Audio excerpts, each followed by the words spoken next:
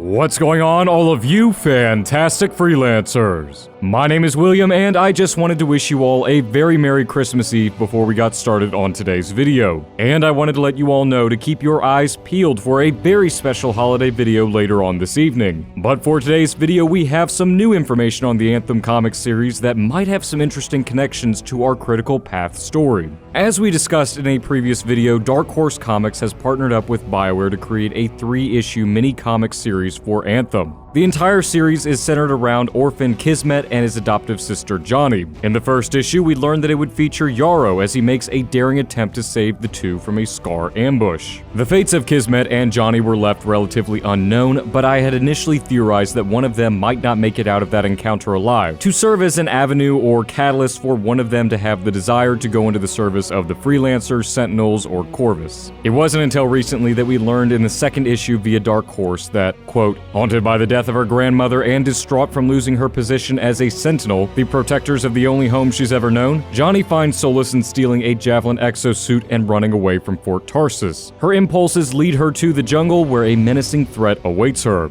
It's looking like issue number 2 will be taking a bit of a time leap, given that Jani has already gone through her training to become a Sentinel, and through the grapevine we have also learned that Kismet has become a Cypher in service of Fort Tarsis. So obviously both of the siblings survived the events of the first comic. Though what I find interesting is the fact that Jani was removed from being a Sentinel Lancer. What could have caused this to occur? It seems from what we have seen in the live streams and details from our developers that Sentinels patrol the fort, stand guard over various areas and entrances, and even can be seen escorting around Corvus agents. It really doesn't seem like a job that could merit a removal too easily. However, I'm looking forward to finding out how she lost her position in the comic series when it releases in 2019. But something that has really piqued my interest is a tweet by one of my favorite developers, Miss Emily Taylor, who tweets that, quote, Yarrow seems to pronounce Johnny like Jenny or Johnny with an A. This seems to point to Johnny being alive and well by the time our story takes place in Anthem, and seems that we will potentially meet her at some point during the main story.